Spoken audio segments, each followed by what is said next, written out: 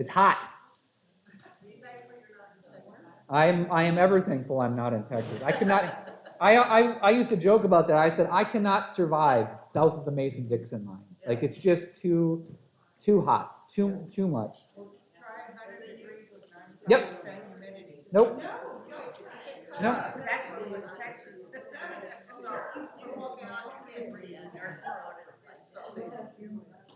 Besides, Elena and I would have to divorce because we have vast disagreements on when it is appropriate to turn the air conditioning on. Yes. Yes. Well, the problem is yeah. So the problem is she grew up in the south of France. Okay, so like the Provençal region, where it is over the course of the summer, on average, high 80s, low 90s, but it's dry. It's extremely dry. It's basically a desert. So she's used to you open all the windows in the house and you just let a breeze blow through. But it's also super windy down there. So that's a reasonable cooling system. We do not get a breeze where we are at because we have too many rhododendron trees that block us from a good breeze. Don't tempt me, Kathy. Don't tempt me. I'm ready to turn them into rhododendron shrubs. Anyways, so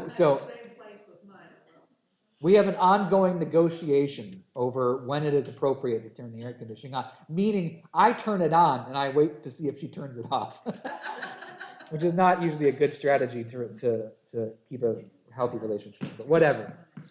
Anyways, we're not talking about that.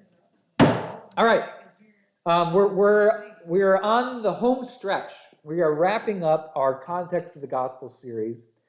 Just a reminder, if you, over the course of the next couple months, happen to come up with a piece of the Bible that you really want to look at this fall, shoot me an email. Send me a message because we have a lot to choose from. And I would love to do something that people have an interest in. I mentioned last week, I'll mention it again, and I'll probably mention it at the end of today. The plan is no adult ed after or during August. We'll kick off adult ed again the second week of September. So we'll have Labor Day weekend and then the weekend, which used to be, we used to call it Rally Day or something like that. That'll be when we start up adult ed. My plan is, well, I don't have a plan. I have several ideas. I will tell you what that first fall topic is going to be by August. That's my plan. But I have, like I said, I am receiving and receptive to ideas for pieces of the Bible that people are interested in looking at. I have thought about, I mentioned last week, I thought about doing a couple of the epistles that we haven't looked at in a while, perhaps Galatians. I feel like we just did Romans. I thought about going through Corinthians again as well too. I don't know, or like Colossians or one of the other one-shot epistles that we haven't looked at in a while. Additionally, it's been a long time since we looked at Revelation. I did a study on Revelation. The problem is, to me, it feels like it was last year. I realized it was literally my second or third year here that we did Revelation, which is almost 8-9 years ago. So that bears going back through. And then also, when did we do the Pentateuch last? Yeah. We did Wisdom Lit just before COVID hit. That rhymed. Okay, anyways, shoot me ideas. Have you ever done a study of what isn't in the lectionary? That's a good idea. Well, I mean, that's a lot. It is. I don't know how you slice that up, but I bet I could do a pretty simple Google search to find books of the Bible that never pop up in a lectionary. That's the seed of an idea. Thank you, Joe. The book's less traveled. I like that. Okay. Email me that. Because it will immediately jettison out of my brain as soon as I hop into my car. Can you intermingle it with some travel filming and have a slideshow as My journey to Michigan, Yeah. my own personal wandering in the wilderness. Yeah, Yeah. something like that. Which I can speak to that real quick since we got a couple minutes. So my plan through August is I'm currently soliciting some pulpit supply. So there are going to be 2 Sundays that I'm going to be gone, the 14th and the 21st of August. The 14th is the 140th anniversary of Lear Lutheran Church. So I'm actually going to be working that Sunday. I'm going to be preaching at the 140th anniversary celebration party in Lear, Michigan. So I'm looking forward to that. So I am soliciting pulpit supply for those 2 weeks. I'm pretty sure I can get somebody. On the off chance that I can't get one for either of the weeks because they're short in supply, what I'll probably end up doing is doing a sermon on the road type thing, and you guys get to take a Sunday in August off or something like that. But hopefully we'll have worship for both those weeks. But maybe, perhaps, I will record a video regardless of the dogs chasing gophers at my dad's house. Could you simulcast your sermon in Michigan? My dad's internet is awful. He's getting cable in 2 years, but not. Yeah. Northeast Michigan's a fiber or internet is an internet desert. Yeah, thank you. Yeah, it's awful. Well, never mind. I could rant about this for hours. Well, okay. All right. Yes. No. Skiing for the rest of July. You said? So the rest of July is Gospel of John.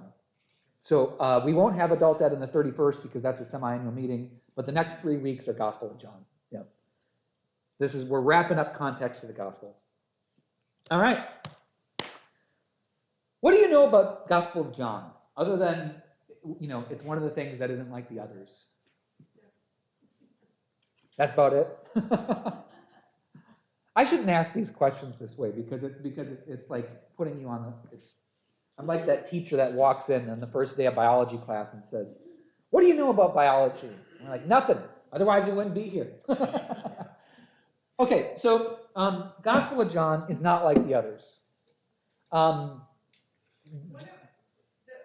thing somebody said one time, Yeah. and it has stuck with me because it's my favorite phrase, is that the Gospel of John is bad cleanup for the synoptics. I've never heard that before.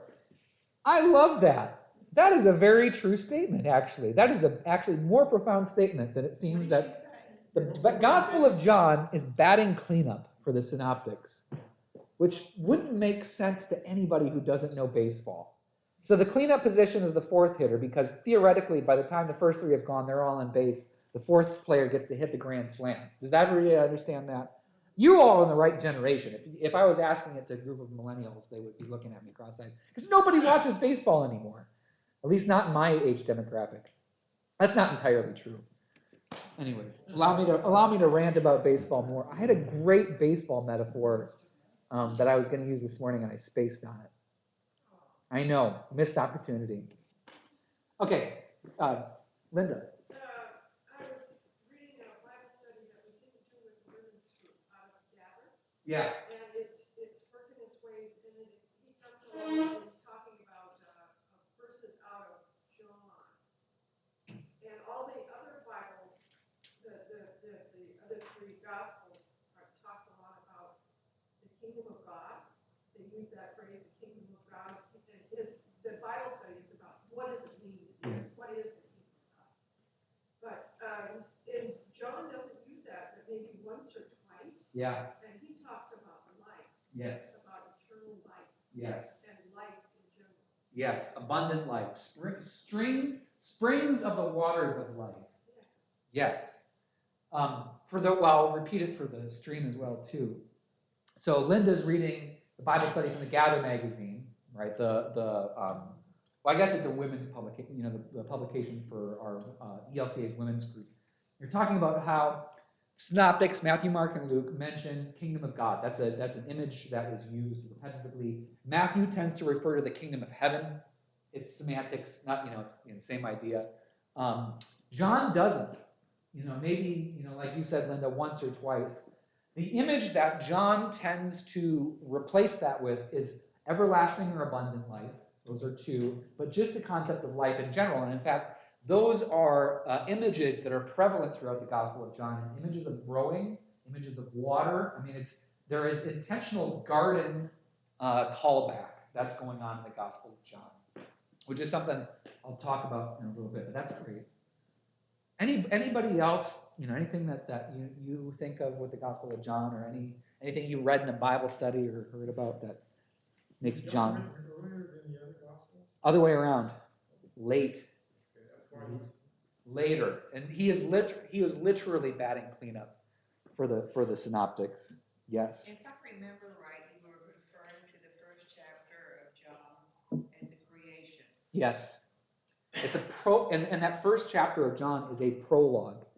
It's literally a prologue for the rest of John, which we will look at that actually in depth next week. That will be the first kind of passage that we really hammer in on, is looking at the prologue of John and how it frames the whole thing. Okay, so here's what we're going to talk about today. We're going to talk about John the Evangelist, who that person was, but we're going to talk about some things that characterize the Gospel of John, similar to what we did with the synoptics. Excuse me. Okay. John is one of the, out of all of the Gospels, the personhood of John the Evangelist is one of the more ambiguous identities. Okay, and there are several reasons for this, but what it basically boils down to is we have several Johns to choose from, and it's the question of which of those Johns wrote the Gospel of John, and or did any of them. And or is John written by somebody who's writing in the tradition of a John, which I always got a kick out of, considering that John Doe is what we use to describe somebody whose name we don't have. That Gospel of John is like, never. Maybe this is just funny to me. It's like we don't know who the name is. So the Johns that we know of in the New Testament story are John the Apostle. One of Jesus's disciples, John of Patmos, who is famous for writing which crazy letter? Revelation is John of Patmos, which I heard an awesome characterization of John of Patmos, which is that he's some crazy dude that was locked up on an island eating mushrooms. That's the whole. Which I have not read. A contextualization of him that has pointed to him eating psilocybin, but it would make a lot of sense. And what time period is John of Patmos? Revelation is sometime mid-2nd century. Second. Yes. Nothing goes past 2nd century. So we don't. None of the stuff in the canon is 3rd century. Everything is basically 150 and earlier. Mel. The writer, whoever it was, did he have the benefit of being able to read the 3 Gospels? Absolutely. And he was able to sort of bounce off of that and move the thought ahead or evolve it to. That is one of the most important things to understand about the Gospel of John. Absolutely. Great insight, Mel. We'll talk about that in just a moment in more depth. The third one is John the Presbyter. Anybody heard of John the Presbyter before? You probably wouldn't have, because he was an early church person. What's the root of presbyter? Well, that's where we developed it. But what's a presbyteros? It's an elder. So it's John the Elder, John the Presbyter. So here are these three random figures, not random, but here are these 3 figures that pop up in that period of the church. And so the question is, which one of those 3 is responsible for writing the Gospel of John? Generally speaking, people lean towards John the Apostle, because there are several not so subtle references in the Gospel of John to the most beloved disciple, which I always roll my eyes at. I'm like, oh my goodness, teacher's pet, thank you very much, brown noser. That's generally where people lean. So that's who we're going to talk about. The Eastern Orthodox almost unanimously attributes the Gospel of John to John the Apostle. it's the Western church that tends to debate the authorship a little bit more.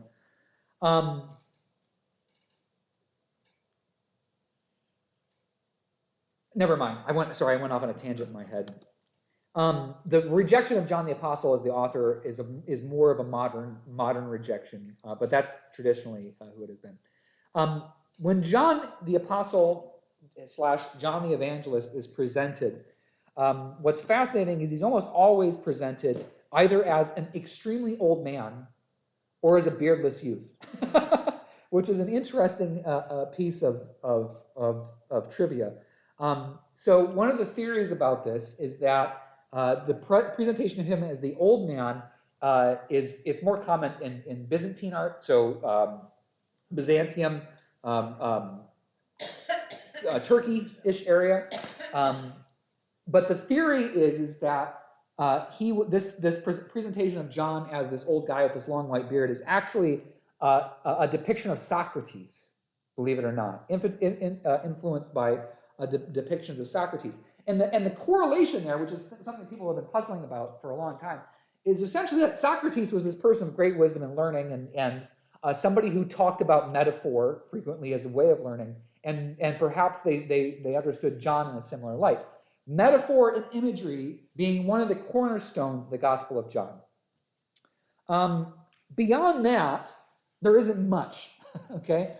As I mentioned earlier, John is one of the people that we have the least amount of information about. Other than this self-referential, most beloved disciple, the fact that we still continue to debate really strongly even who wrote the Gospel of John means that we don't really have much in terms of stories about his lifetime. Pretty much the best representation that we have of John the Evangelist is artwork, believe it or not. That's about it. Yeah, that's that. So let's talk about what characterizes the Gospel of John, because this is the most important part. So let's start with what Mel mentioned. One of the most important things that we need to know in reading the Gospel of John is that we are 99.9% sure that the author of John had Matthew, Mark, and Luke, and perhaps other sources, sitting in front of him, her, them, whoever, while they were writing their gospel. Okay, John, as a writing, was written sometime either late 90s or early 2nd century. So the authorship timeline spans like 95 Common Era to 110, somewhere in that ballpark. Placing it in the chronology of the Gospels, again, we've got Mark sometime in the 60s, maybe late 60s. We've got Matthew and Luke that are sometime in the 70s, 80s. Latest they could possibly skew is early 90s, but more and more the timeline for Matthew and Luke has been pushed forward. So John has had a copy of these writings for at minimum 5 years, probably more like 10 or 15 years. Okay. In the case of Mark, Mark's been circulating for 30 years at the inside. So let's talk about that real quick. So if you're sitting there with well-circulated versions of the story of Jesus, why do you write a different story? Or why do you write another story? Because there's stuff to clean up. Oh, thank you, Jill. Because as a good cleanup hitter, there is stuff for John to clean up. What do you mean by mean by cleanup? Well, okay, so I'm cheating a little bit because Yeah. we're still drawing on the same dichotomy. Yeah, go. But so as traditions are starting to form up, there are people that are also trying to riff on that. Totally. Strangely. So a lot of his writing is aimed at correcting like these offshoots that are heading Sure. in silly directions. Sure. He's trying to draw things together into a cohesive narrative, maybe. He's trying to solidify what quantifies or what qualifies as Christianity, right, to a certain extent, or what qualifies as the story of Jesus. Yeah, exactly. That's exactly what he's doing, amongst other things. Anybody else? Why would you write a new book if old books existed? Well, I think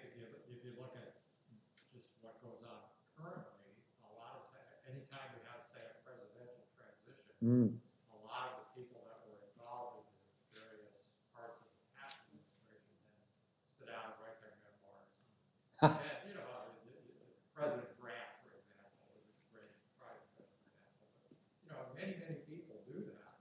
And I think a lot of it, there are things that, there are lots of reasons. Some of it is just simply historical. Yeah. They're recollecting historical. But another part of it is their own personal part in that history. And I've got to get that on the record. And so, and this is one of the things that people have often pointed out in the authorship debate, is that claiming that this was John the Apostle who wrote the Gospel of John, is that John has a perspective that he did not see represented in the synoptics, right? So that John is presenting the piece of the story that didn't come out in Matthew, Mark, or Luke. I love this. I love the image, though, of an administration change, which there is something to this, and we talked about this a little bit when we were talking about Matthew and Luke, which is that Matthew and Luke are written into the post-Pauline era of Christianity, right? So Mark is written kind of during when Paul is doing his travels, but by the time Matthew and Luke come along, Paul has been to the places. John is written after all of Paul's letters have been written and are probably also in circulation, okay? Which this leads us into another thing as well, too. But in a lot of ways, it really is the transition of administration. Here's another thing to think about as well, too, is that all of the people who were alive during Jesus' time are dead when John's gospel comes on the scene. He was pretty old. He was either John, hence the long beard, the long gray beard, either John was pretty old or somebody decided to publish his writing at that point in time, assuming that John the Apostle is the person. Do you think he's trying to answer questions from the younger generation? Absolutely. Absolutely. Because this administration change thing idea, it bears weight here as well, too. And we'll talk about all of these. You guys are really nailing a lot of the highlights here, which we'll talk about in more depth. But the who of who John is writing his gospel to is a different who than the earlier gospels, right? So when we talked about the audiences, Mark is writing into an era of when Christianity isn't really Christianity yet, when it's still a Jewish movement. Matthew and Luke are writing into an era of transition, right? So Luke is writing with an audience in mind that has begun to absorb the concept of Gentile into Christianity. Matthew is writing into a similar audience, but he's writing more towards the Jewish part of that equation, who might still have hang-ups about being Jewish and becoming Christian. John is writing to a community that has, to a certain extent, left those questions behind, that has started to become the new thing, the new Christianity. And where we see this is as Linda pointed out to us earlier, is we see this in the language and the imagery that John uses, which we find nowhere in the other Gospels, because it's now imagery that this new Christianity, this new community of Christ, is actively creating. Okay, this is something that we do not give John enough credit. Well, I shouldn't put it that way. This is something that cannot be overstated, is that all of the imagery that makes up our imagery comes from John. John and Revelation. Those are the two. Lamb who was slain, that's Revelation. True vine, that's John. Springs and waters of eternal life, that's John. Pretty much everything that we identify with as being, Christian imagery comes not out of Matthew, Mark, or Luke. It comes out of John. Because what's going on in John is we have a new community that is becoming Christianity, that is saying, okay, we're becoming something new. We are, to quote Paul, neither Gentile nor Jew, meaning that we can't cling to the imagery that was our Jewish imagery. We can't cling to the imagery that was our Greek imagery. We need to create essentially a new imagery, a new metaphor, for lack of a better word, that defines what Christianity is becoming. It's hardwired into it. So let's talk a little bit about the structure of John, which is a good way to kind of understand what I'm talking about here. So we already mentioned that John begins with a prologue which bears striking resemblance to Genesis 1, right? Genesis 1. In a beginning, God created the heavens and the earth. Gospel of John, in the beginning was the Word, right? This is not a coincidence, okay? John is very intentionally telling us, right from the first words, that he has an agenda.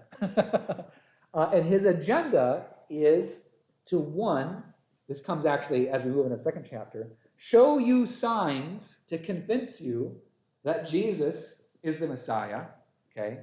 But two, to show you what the new reality looks like, the new Christianity looks like. And the way he does this is through these signs and symbols.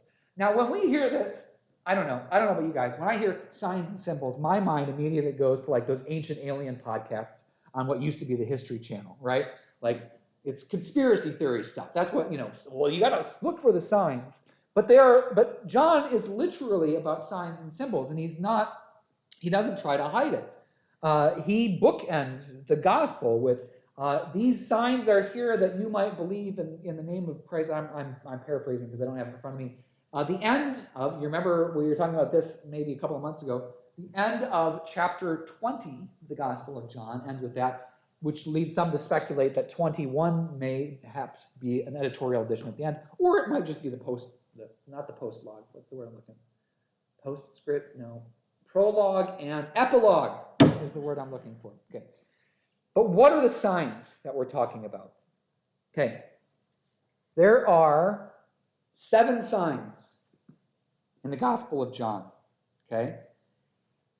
What else are there 7 of in Scripture? Thank you, Ricky. Right to the heart of it. 7 days. If the prologue of the Gospel of John is a resemblance to the creation narrative, is it so shocking then that there would be 7 signs correlating to 7 days of creation? No, absolutely not. This makes perfect sense. Now, I want to throw something out here, which is important to approach this with.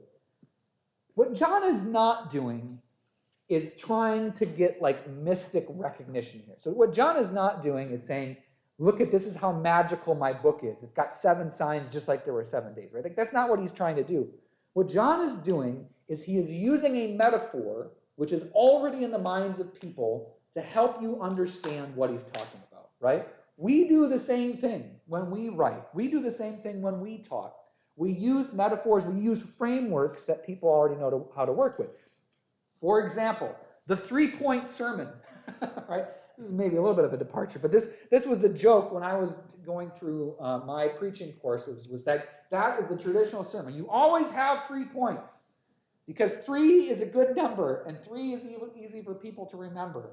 To the extent where my homiletics professors would always joke about that is the standard for preaching. But there are other kind of frameworks that we tend to harken to. For example, anybody in here ever study technical writing? Or just writing in general, like they will too. What are the 3 things that are included in any argument? Introduction, conclusion, and body, right? You have these three things that comprise anything. So the idea is you tell people what you are going to tell them, you tell them what you're going to tell them, and then you remind them what you told them, right? Okay. John is using a framework that exists within Hebrew and by extension, Hellenistic Greek thought, which is this frame of 7 days. That framework has meaning. 7 for Hebrew people is a number of completeness. Sabbath and 7 are actually, there's some etymological similarity there. The Hebrew word for 7 and the Hebrew word for Sabbath come from the same root, because Sabbath is the 7th day, right? The day in which God rests. So 7 means that you have progressed through the week, you have arrived at this point of completeness. So when John uses these 7 signs, he is pointing us to somewhere there as well too. So let's talk about what these signs are. What is the first sign in the Gospel of John? What is the first miracle? It's my favorite. It is. I have a flask at home that has John 3:12 or whatever on it. No, it's not John 3. It's like John 1, John 2. I don't remember. John 3 something on the side of it, because my best friend and I from seminary, Colin, we went and got flasks with that printed on it because we thought we were smart. We thought we were so witty. He turned water into wine, and we put, anyways. So yeah, the first miracle, 2 verses 1 through 11. That's what it is. First miracle, wedding at Cana. Jesus turns water into wine. Does anybody know what the last miracle, the 7th miracle is? These are the bookends.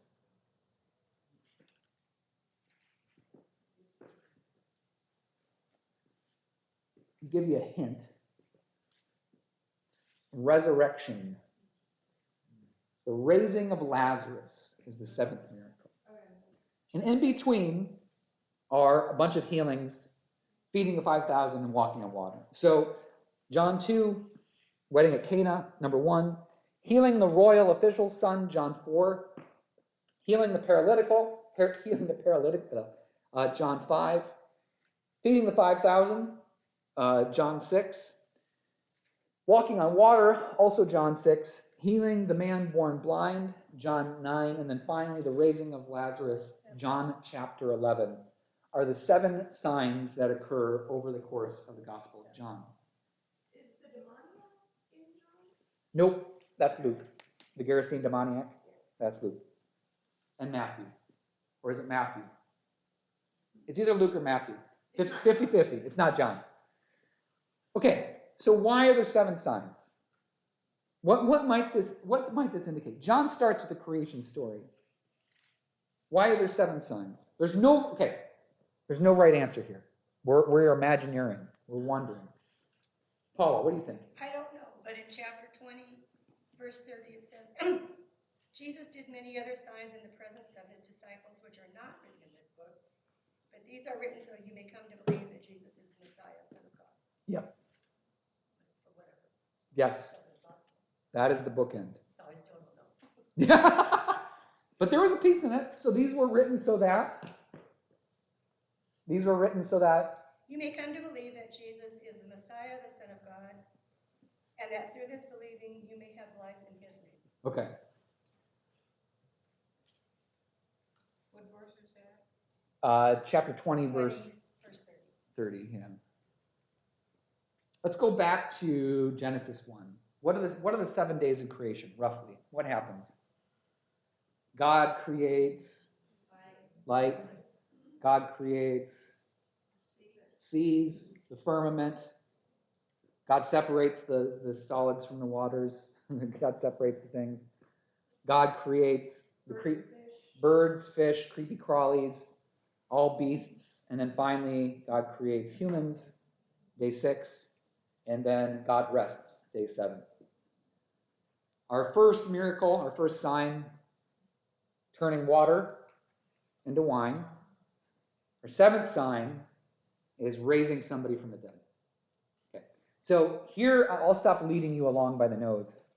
Here is the way that it was presented to me in a way that makes sense. So John is calling our attention to the 7 days of creation. The 7 days of creation are the rhythm, they are the framework that Hebrew people sculpt their life, model their life around, right? Their week corresponds to the 7 days of creation. They rest on the Sabbath day. Their, in fact, calendar, their years also follow 7. 7th year is the year of Jubilee, when all debts are forgiven and all slaves free.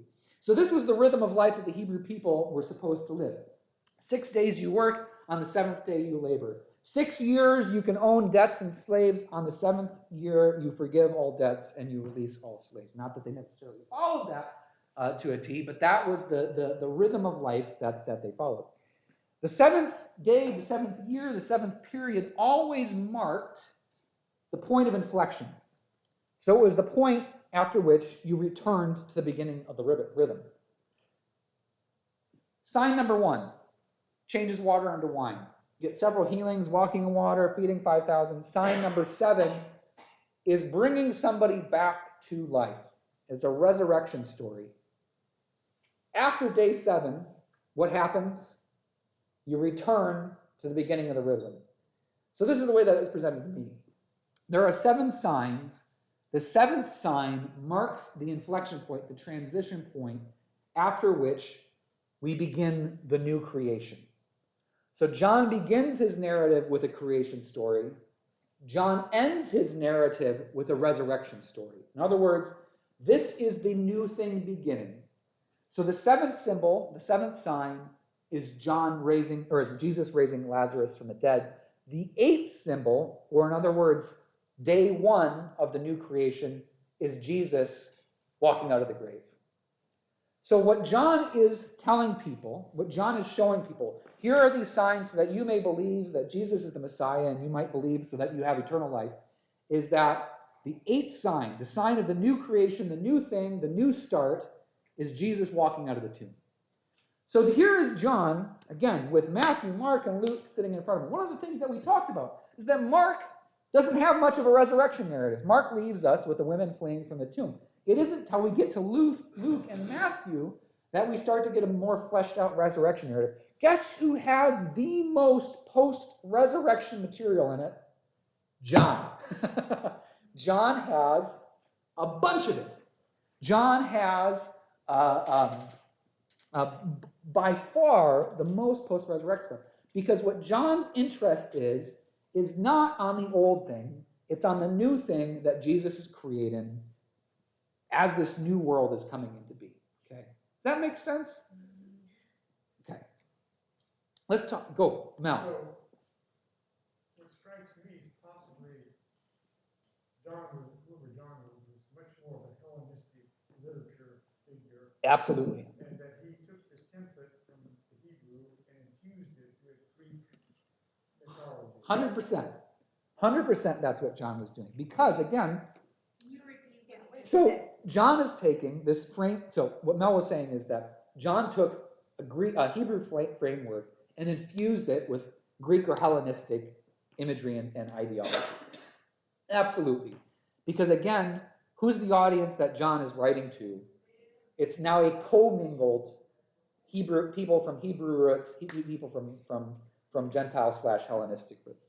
People for whom, well, think about it this way. If perhaps we had in here a demographic of, let's say, 18 to 32-year-olds, would I perhaps have to mingle my metaphors a little bit more? And when I started talking about Twitter and Instagram and all that stuff to you guys, would your eyes glaze over? Yes, absolutely.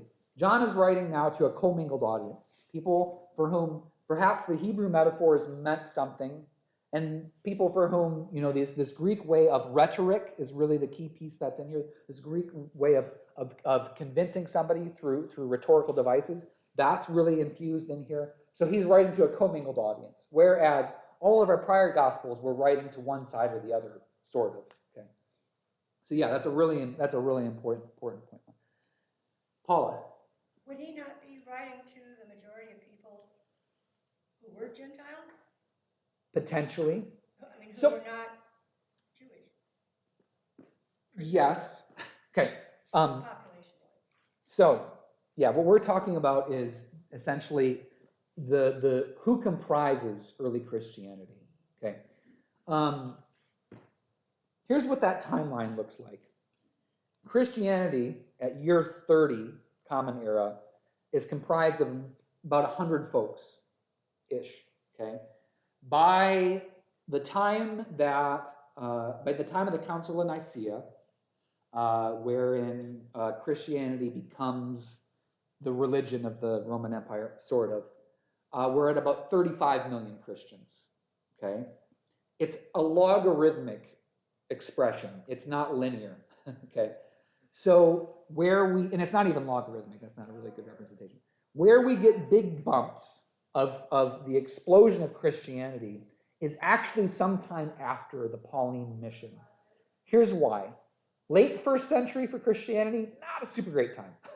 That was one of the more harsh periods of persecution, which is why a lot of our epistles, a lot of our letters, not Paul's especially, but the non-Pauline epistles, originate from sometime early first century, because you get this explosion of Christian community that happens after this period of oppression kind of ends, and you get people who are more able to write more freely. So when we're talking about who John is writing to, assuming we're working with the assumption that John is writing sometime in this first century, what we're watching is an explosion of Christianity. We're watching a sharp incline of the numbers of people that are identifying as Christian. So when we talk about who John is writing to, unlike Matthew, Mark, or Luke, John is not writing to a Gentile audience or a Jewish audience. John is writing now to Christians.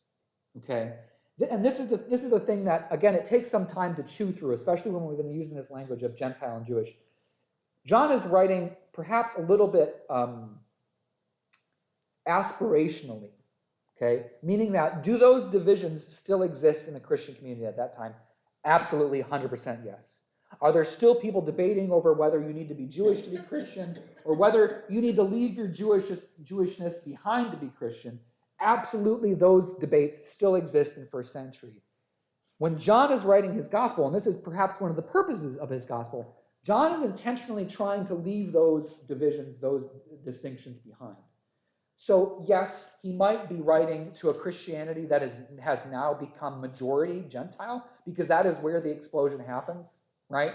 So the major growth of Christianity, actually, many historians will point out, is due to Greek women, because what generally happened is that women, being the head of a household in Greek society, would convert, and then they would convert their entire household with them, slaves included, right? So when their husband came back from the barbarian frontiers after serving in the Legion or whatever, he would be met with the news of, by the way, we're Christian now, and he would say, okay, honey.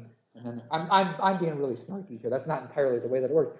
But in fact, it was middle class Greek women who were responsible for the major increase in the population of Christianity, especially during that time period. Sorry. So this is a long way of answering your question, Paula, which is that yes and no and maybe, right? John is aspirationally trying to create an identity of Christianity that is beyond the old divisions of Greek and Hebrew. And in fact, this is one of the major criticisms of John, by the way, is that Matthew, Mark, and Luke, when referring to different groups within Jesus' world, right, would refer to Pharisees or Sadducees or Herodians or temple priests, chief elders, scribes. John universally refers to them as the Jews, which is why John has, in some eras, been accused of being an anti-Semitic text, right? In other words, being very anti-Jewish. I would say that is not John's intent, right? John is very purposefully trying to create this post-Jewish, post-Gentile identity of Christianity. However, the Gospel of John has historically been used by anti-Semitic movements to blame the Jews for killing Jesus, right? Which, again, is stupid and awful and wrong and all of the above. However, that is a reality that existed. Okay, quarter after. I don't know that I'm going to make it to 12:30 today, and you guys will probably be happy for that. Let's move towards a place where we can jump off for next week. Oh, okay. I remember what I wanted to talk about. Okay. Mel brought up something which I wanted to flesh out a little bit. So we talked already about the framework of Hebrew number 7, signs and symbols, creation. Garden is a phrase that I used earlier, which I didn't come back to. Image of the garden is it occurs frequently. So when you get Jesus saying things like, "Come to the streams of the water of life. Here you will." I'm paraphrasing because I don't remember the quote exactly. Or, "I am the tree of life. Or I'm vine of whatever, however that metaphor goes. I should probably have brushed up on my metaphors. You know what I'm talking about, right? Okay. Those are intentional garden metaphors. What is the garden that is at the center of Hebrew thought? Garden of Eden. What is the garden that John of Patmos describes when the New Jerusalem descends from the clouds, right? He is intentionally hearkening back to the Garden of Eden because the garden returns to earth. So part of John's new creation comes from where? The seeds of the tree of life, right? He is intentionally using this garden imagery as well to describe what a new creation looks like. But where is that new creation centered? It's centered in Jesus. I am the water of life. I am the tree of life. My resurrection is the source of the new beginning, okay? However, a big piece so that's the Hebrew framework. A big piece of what is unique in John relative to Matthew, Mark, and Luke is the literary style. It is, this is awful, literally literature, okay? Whereas Matthew, Mark, and Luke had narrative elements to it, but by and large would not necessarily be described as prose. Are you kind of with me on that? Mark especially was relating occurrences. This happened, and then this happened, and then immediately this happened, and then immediately this happened. We don't get any filler. Luke and Matthew, same thing. We get Matthew and Luke describing things that Jesus says. We get some narration that's done describing, where they're going, what's happening. It's only in John that we get all of these asides, right? I mean, look at the prologue. That's not narrative. That's not Jesus speaking. That's something wholly different. In the beginning was the Word, and the Word was God, and the Word was with God. That's not Jesus speaking, right? That's not describing a narrative event. That is something wholly different. So what makes John unique is that John includes Greek rhetoric in his writing. John is convincing you something. John has, guess what? An introduction, a conclusion, and a body. The introduction is the prologue, right? Which culminates with, here are these signs so that you may come to believe that Jesus is the Messiah. Then we get the body of work. So it's basically John 2 through John 20. John 20 concludes with, here are these signs. Again, there are many other signs that were done, but here are these signs that you may come to believe in Jesus Christ. And then John 21 is potentially an editorial addition, potentially the epilogue. But we have an introduction, we have a conclusion, we have the body. So here is what makes John unique and amazing. Matthew, Mark, and Luke are telling a story. John is telling you an argument. John is intentionally trying to convince you of something. Drives me absolutely bonkers. Every time you get Jesus talking about something, and then the author of John interjects with, but he said this, so that they may know. I'm like, John, just be quiet and let me read the story. I don't want to hear what you think about it. Drives me bonkers, but it's part of what John is doing. John is using Greek rhetorical devices. John is using Greek understandings of argument and debate in order to convince people of something. It means that John, not only being a different narrative, is actually an entirely different body of work from what the synoptics are. He knows his target audience. He knows his target audience, right? And this is why, I'll wrap it up right here. This is why we refer to John as John the Evangelist. Right? We would never refer to Mark the Evangelist or Luke the Evangelist or Matthew the Evangelist, even though they're all evangelists, right? They wrote Gospels, which is Greek word evangelion. But we refer to John as the evangelist. Why do we refer to him as the evangelist? Because he's the first one that was trying to convince people of something. Okay? All the other ones were telling the story because they felt it needed to be told. John already has those stories in front of him. John is trying to convince you of something. All right. For next week, we're going to look at the prologue, and then we're going to look at... No, we're going to look at the prologue next week. We'll leave it at that. If we get the other stuff, that'll be great, but that's going to be a big chunk of change to chew on. All right. Whew. Thank you. I got myself worked up today. Sorry. Yeah, it's supposed to be mid-80s today and mid-90s tomorrow, so...